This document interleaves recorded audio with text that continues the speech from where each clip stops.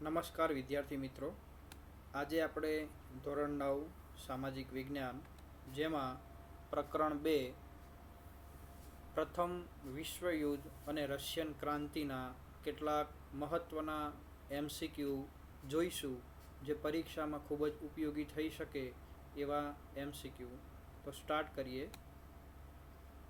પ્રથમ પ્રશ્ન: Netherland, Belgium અને લક્ઝમબર્ગ પર કયા દેશનો કબજો હતો? France, Germany, Spain, England. તો આનો સાચો જવાબ આવશે સ્પેન. એટલે નેધરલેન્ડ, બેલ્જિયમ અને લક્ઝમબર્ગ પર કયા દેશનો કબજો હતો? તો સ્પેન દેશનો કબજો હતો. નેક્સ્ટ: કયા દેશના શાસક બિનવારસ મૃત્યુ પામતા સ્પેનના રાજાએ ત્યાં પોતાની સત્તા સ્થાપી? તો ઇટાલી, પોર્ટુગલ, બેલ્જિયમ અને ઓસ્ટ્રેલિયા. તો આનો જવાબ આવશે પોર્ટુગલ. પોર્ટુગલના રાજાએ ત્યાં પોતાની સત્તા સ્થાપી. ત્રીજો પ્રશ્ન: ઇંગ્લેન્ડ અને ચીન વચ્ચે થયેલા યુદ્ધનો ઇતિહાસમાં કયા નામે ઓળખવામાં આવે છે? ઇંગ્લેન્ડ અને ચીન વચ્ચે જે યુદ્ધ થયું એ યુદ્ધને ઇતિહાસમાં કયું નામ ફેમસ હતું? તો એનું ફેમસ નામ છે અફીણ વિગ્રહ. ચીન અને ઇંગ્લેન્ડ વચ્ચે અફીણ વિગ્રહ થયો એ કયા સમયગાળા દરમિયાન થયો હતો? 1857 થી 1860, 1839 થી 1842, 1914 થી 1918, 1904 થી 1905. તો સાચો જવાબ આવશે 1839 થી 1842ના સમયગાળામાં અફીણ વિગ્રહ થયો હતો. પ્રશ્ન નંબર 5: પશ્ચિમ એશિયાના રણ વિસ્તારમાં કયા ખનિજોની પ્રાપ્તિ માટે યુરોપિયન પ્રજા આકર્ષાયા હતા? કોલસો, લોખંડ, ખનિજ તેલ અને સોનું. તો એનો સાચો જવાબ આવશે ખનિજ તેલ. છઠ્ઠો પ્રશ્ન: 15મી સદીના અંતના ભાગમાં આફ્રિકાના દક્ષિણ ભાગમાં સૌ પ્રથમ કઈ પ્રજાએ સંસ્થાન સ્થાપ્યું હતું, એટલે કે પોતાની સત્તા સ્થાપિત કરી? અંગ્રેજ, ફ્રેન્ચ, ડચ અને પોર્ટુગીઝ. તો એનો સાચો જવાબ આવશે ડચ પ્રજાએ પોતાનું સંસ્થાન ઊભું કર્યું હતું. બેલ્જિયમના કયા રાજાએ કોંગોનો વિશાળ પ્રદેશ જીત્યો હતો અથવા તો કબજે કર્યો હતો? કેસર, વિલિયમ, લિયોપોલ્ડ, નિકોલસ અને લુઈ. તો આનો સાચો જવાબ આવશે લિયોપોલ્ડ નામના રાજાએ બેલ્જિયમના કોંગોનો વિશાળ પ્રદેશ કબજે કર્યો હતો. યુરોપિયન રાજ્યોની પરિષદ બર્લિન ખાતે ક્યારે મળી હતી? 1871, 1884-85, 1919 અને 1920. તો 1884-85માં યુરોપિયન રાજ્યોની પરિષદ બર્લિન ખાતે મળી હતી. પ્રથમ વિશ્વયુદ્ધનો પ્રારંભ કઈ તારીખે થયો? તો પ્રથમ વિશ્વયુદ્ધનો પ્રારંભ કઈ તારીખે થયો?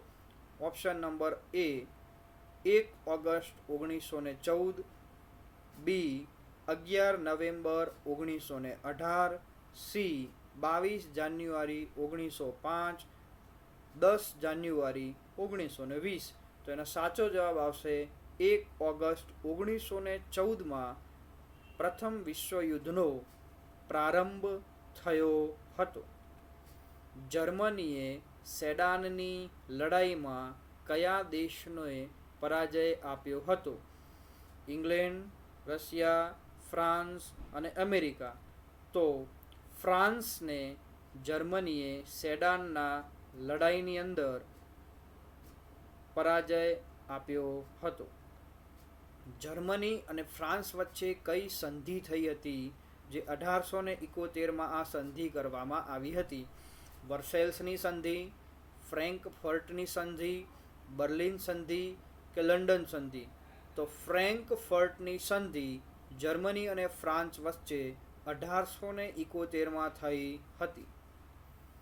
ફ્રેન્કફર્ટની સંધિ મુજબ ફ્રાન્સે કયા બે પ્રદેશો જર્મનીને આપવા પડ્યા હતા? કોંગો અને અલ્જીરિયા, આલ્સેસ અને લોરેન્સ, રૂર અને રહાઇન, સેડાન અને પેરિસ.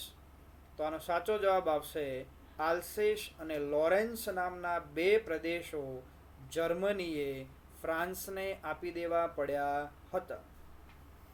પ્રથમ વિશ્વયુદ્ધના પહેલા વિશ્વ કયા બે જૂથોમાં વહેંચાયું હતું, એટલે કે બે ભાગ પડ્યા હતા, એ કયા રીતે અને કયા કયા પ્રદેશો વચ્ચે બે ભાગ પડ્યા હતા?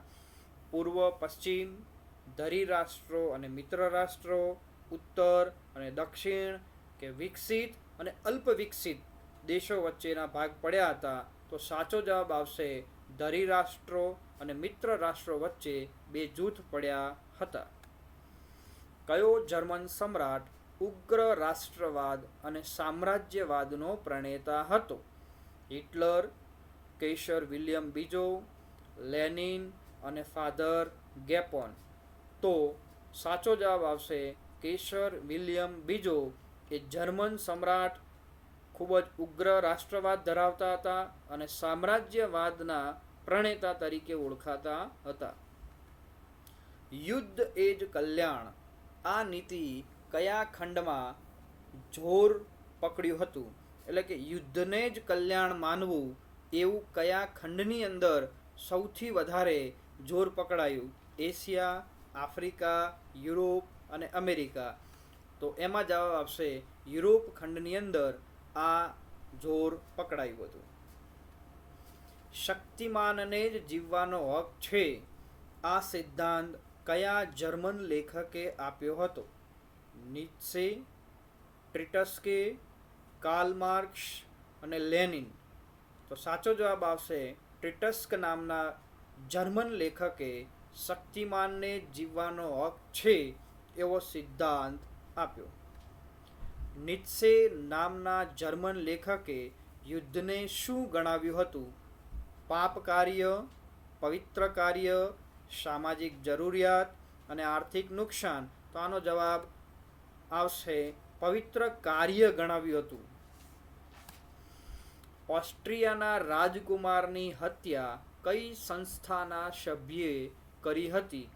રેડ ક્રોસ, બ્લેક હેન્ડ, બોલ્શેવિક અને મેન્શેવિક. તો બ્લેક હેન્ડ જવાબ આવશે. ઓસ્ટ્રિયાના રાજકુમારની હત્યા કયા દેશમાં થઈ હતી અને કયા દેશનો આક્ષેપ હતો? રશિયા, જર્મની, સર્બિયા અને ફ્રાન્સ. તો આનો સાચો જવાબ આવશે સર્બિયા. પ્રથમ વિશ્વયુદ્ધમાં મિત્ર રાષ્ટ્રોના પક્ષે કેટલા રાષ્ટ્રોએ ભાગ લીધો હતો? એટલે કે પ્રથમ વિશ્વયુદ્ધમાં મિત્ર રાષ્ટ્રોના પક્ષે કેટલા રાષ્ટ્રો ઊભા રહ્યા, સાથે જોડાયા? 4, 14, 24 કે 58? તો જવાબ આવશે 24 રાષ્ટ્રો મિત્ર રાષ્ટ્રના પક્ષે સપોર્ટમાં હતા. પ્રથમ વિશ્વયુદ્ધમાં રશિયા ક્યારે યુદ્ધમાંથી ખસી ગયું? 1914, 1915, 1917, 1918? તો સાચો જવાબ આવશે 1917માં પ્રથમ વિશ્વયુદ્ધમાં રશિયા યુદ્ધમાંથી ખસી ગયું. જર્મનીએ અમેરિકાના કયા સ્ટીમરને ડૂબાડી દીધું હતું? ટાઇટેનિક, લ્યુસિટાનિયા, વિક્ટોરિયા અને અરબસ્તાન. તો લ્યુસિટાનિયા નામના અમેરિકાના સ્ટીમરને જર્મનીએ ડૂબાડી દીધું હતું. અમેરિકા મિત્ર રાષ્ટ્રોના પક્ષે યુદ્ધમાં ક્યારે જોડાયું? ઓગસ્ટ 1914, એપ્રિલ 1917, નવેમ્બર 1918 કે જાન્યુઆરી 1905? તો એપ્રિલ 1917માં અમેરિકા મિત્ર રાષ્ટ્રોના પક્ષે યુદ્ધમાં જોડાયું. જર્મનીએ મિત્ર રાષ્ટ્રોની શરણાગતિ ક્યારે સ્વીકારી? 15મી ઓગસ્ટ 1914, 11 નવેમ્બર 1918, 10 જાન્યુઆરી 1920, 8 માર્ચ 1917, નવેમ્બર 1918માં જર્મનીએ મિત્ર રાષ્ટ્રોની શરણાગતિ સ્વીકારી. પ્રથમ વિશ્વયુદ્ધમાં આશરે કેટલા લોકો મૃત્યુ પામ્યા હતા? 50 લાખ, 6.5 કરોડ. તો એનો સાચો જવાબ આવશે 1 કરોડ લોકો આશરે મૃત્યુ પામ્યા હતા. કયા યુદ્ધ બાદ સ્ત્રીઓમાં સમાનતાની લાગણી જન્મી અને સ્ત્રી મતાધિકારની માંગ ઉઠી? રશિયા જાપાન યુદ્ધ, પ્રથમ વિશ્વયુદ્ધ, અફીણ વિગ્રહ અને સેડાનનું યુદ્ધ. તો પ્રથમ વિશ્વયુદ્ધની ઘટના પછી જે ભયંકર પરિણામ આવ્યું ત્યાર પછી સ્ત્રીઓમાં સમાનતાની લાગણી જન્મી. વર્સેલ્સની સંધિ ક્યારે કરવામાં આવી હતી?